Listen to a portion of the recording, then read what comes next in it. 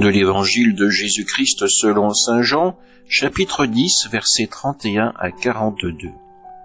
En ce temps-là, de nouveau, des Juifs prirent des pierres pour lapider Jésus. Celui-ci reprit la parole. « J'ai multiplié sous vos yeux les œuvres bonnes qui viennent du Père.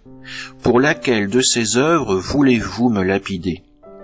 Ils lui répondent « Ce n'est pas pour une œuvre bonne que nous voulons te lapider, mais pour un blasphème. Tu n'es qu'un homme et tu te fais Dieu. » Jésus leur répliqua « N'est-il pas écrit dans votre loi ?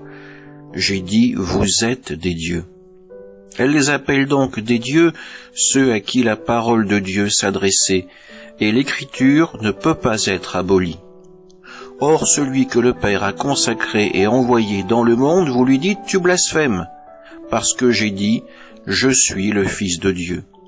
Si je ne fais pas les œuvres de mon Père, continuez à ne pas croire. Mais si je les fais, même si vous ne me croyez pas, croyez les œuvres. Ainsi vous reconnaîtrez, et de plus en plus, que le Père est en moi, et moi dans le Père. Eux cherchaient de nouveau à l'arrêter, mais il échappa à leurs mains.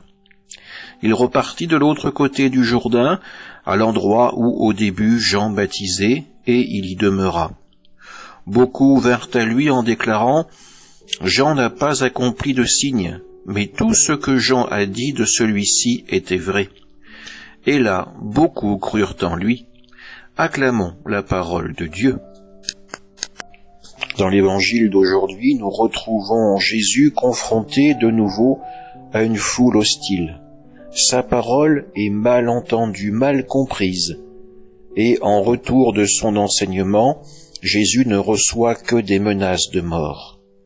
Pourtant, face à cette haine, la patience de Jésus est infinie.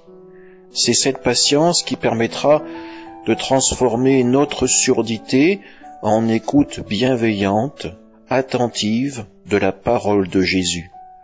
C'est elle qui permettra que cette parole devienne pour nous un véritable chemin de délivrance.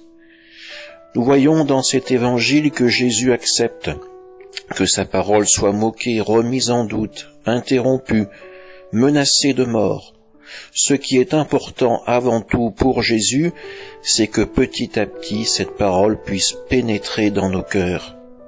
Vous ne croyez pas en moi, croyez dans les œuvres que je fais au nom du Père.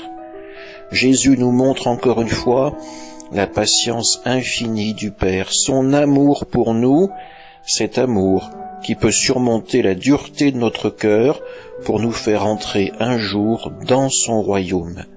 Amen.